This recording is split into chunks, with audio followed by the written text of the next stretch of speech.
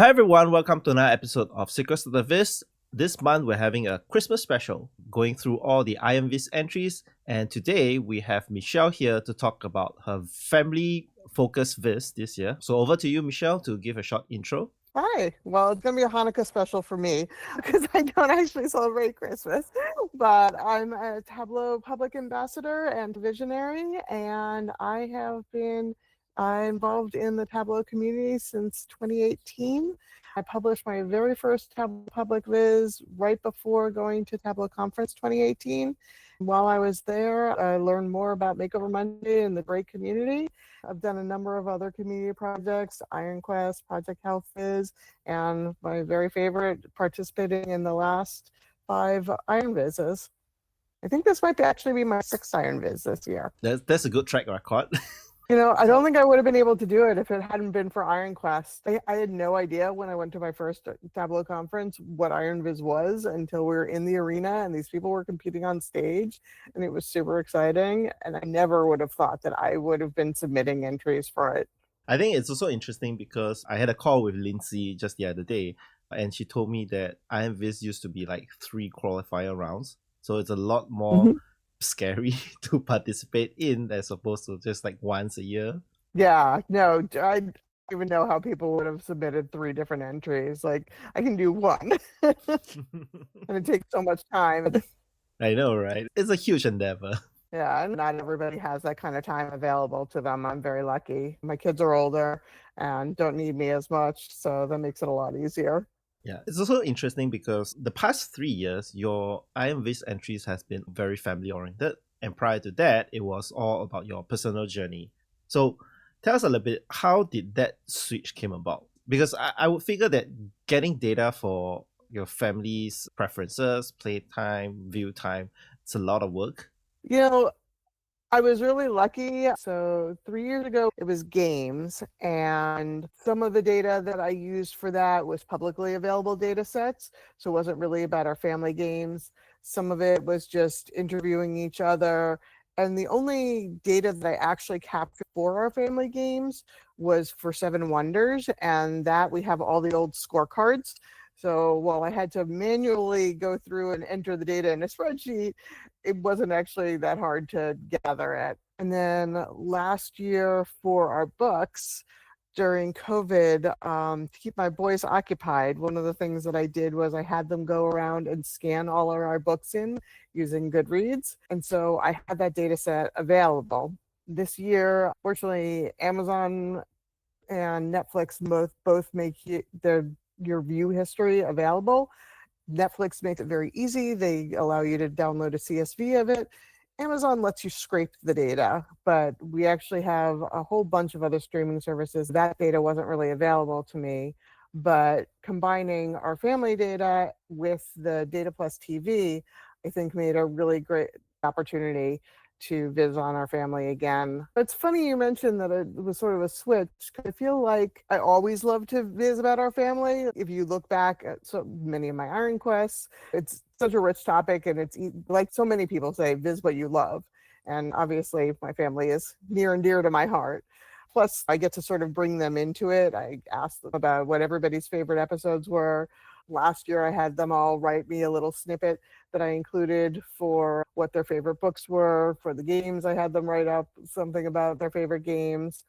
And this year, I didn't get them to, busy kids.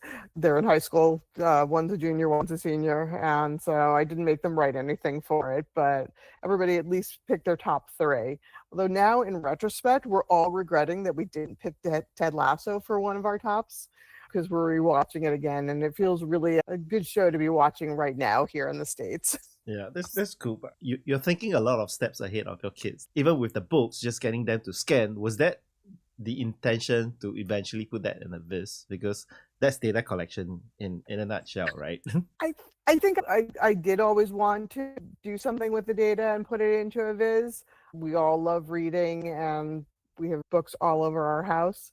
But I got to be honest, at the time, it was really just trying to get them to be occupied when their school was out for 3 weeks. That's a lot of free time for 2 middle school boys.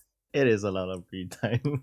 So tell us a little bit on how you settle on the idea this year on doing your favorite TV shows? So I admit when they released the Data Plus TV, I had a sneaking suspicion that they probably were going to have some topic that would relate to entertainment so that people could use that data set. I hadn't really done anything about it, but started thinking about ideas. And I guess in your point earlier of the theme that I've had for the last couple of years, and with my oldest graduating from high school this year, I sort of felt like this was my last hurrah with us all being together all the time. Data capture is going to be a lot harder next year when he's off at college. And one of the things that we've been enjoying since the boys were old enough for us to watch shows together, and that really changed once COVID hit. And you can even see that in the Viz, where the types of shows that we watch changed over time. Like there are some shows that the four of us watch together, but they have busy schedules. We have busy schedules. And so we need shows that just three of us can watch together. The other three can watch together. There's always a mix and match depending on who's watching. Yep, definitely. So maybe we can share your screen and then we'll talk through a little bit on the design inspiration behind it.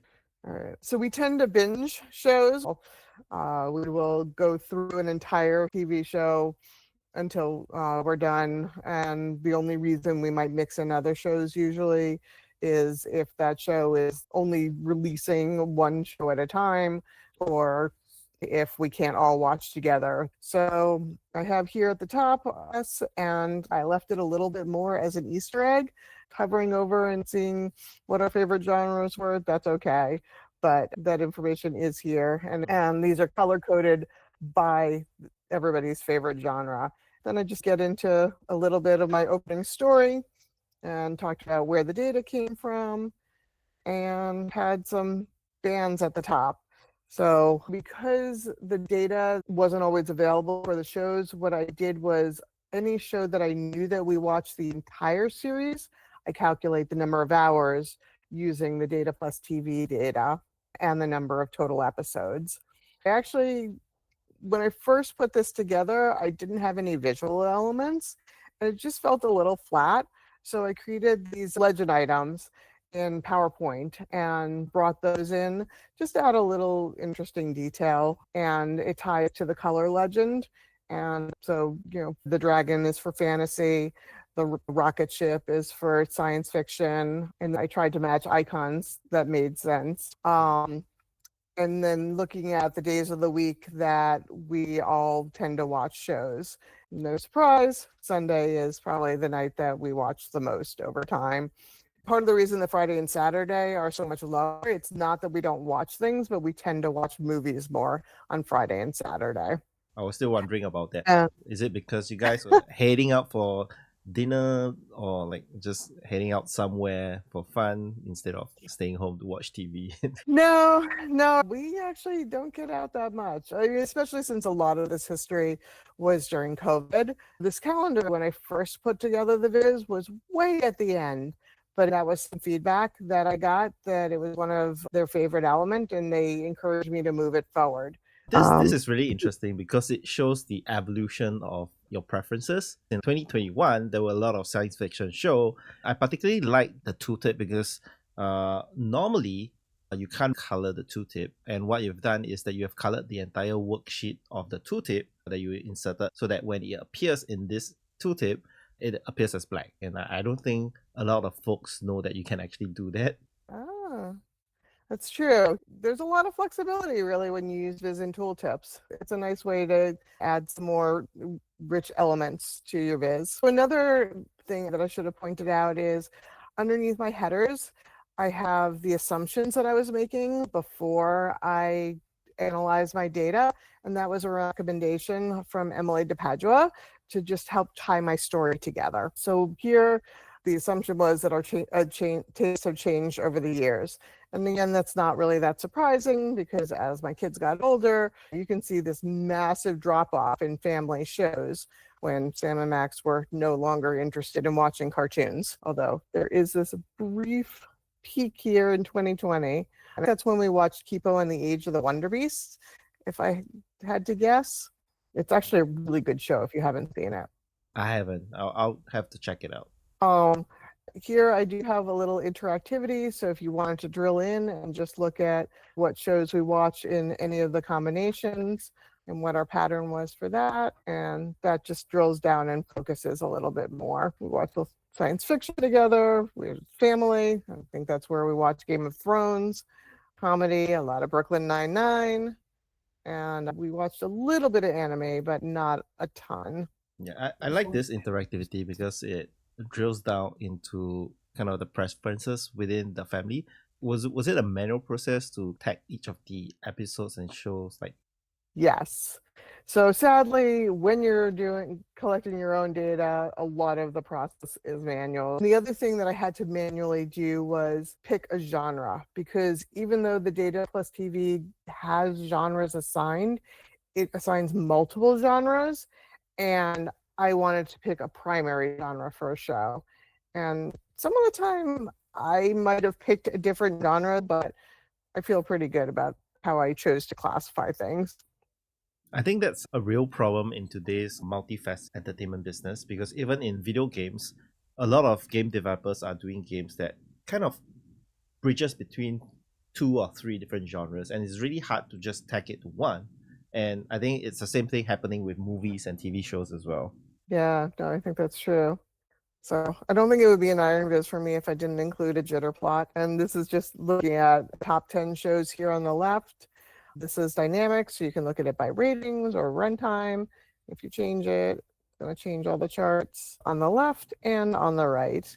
This is getting into my actual favorite section, which is about our favorites. I just had fun with all of us talking about which were the shows that we liked and comparing each of our preferences. I was really surprised that Sam and I ended up actually having the same shows that we picked for everything. And that Brooklyn Nine-Nine was the show that ended up on all of our lists. And then this piece was probably the most technically challenging, doing the radar charts, and I relied on two blog posts, one from Felicia and one from Brittany. A lot of people will use images for their backgrounds, but I actually used shapes for the polygons and calculated that as a percentage of the values. For the chart here on the left, it's super easy because it's a 10-point scale.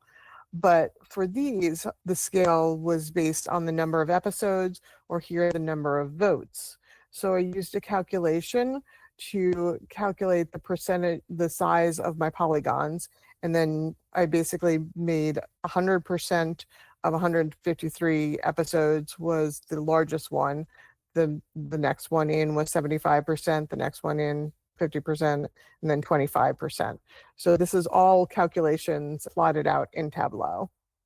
That's a lot of work, because I think when I approach radar charts, I usually try to normalize the value outside of Tableau so that it doesn't run into too much calculations. This is amazing work, because radar charts are not easy to build.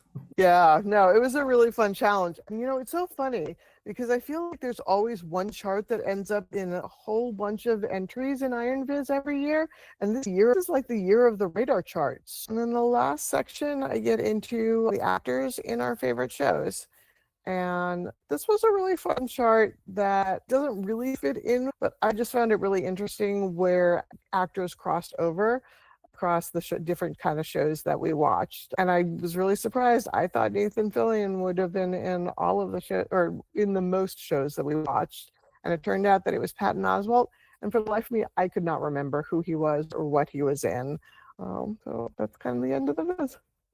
That's really cool. Tremendous work. I love any viz that kind of has like a personal touch to it. And this definitely is, in my opinion, one of the top 10s. Oh, thank you. That's really kind of you. So what's up next on your plate?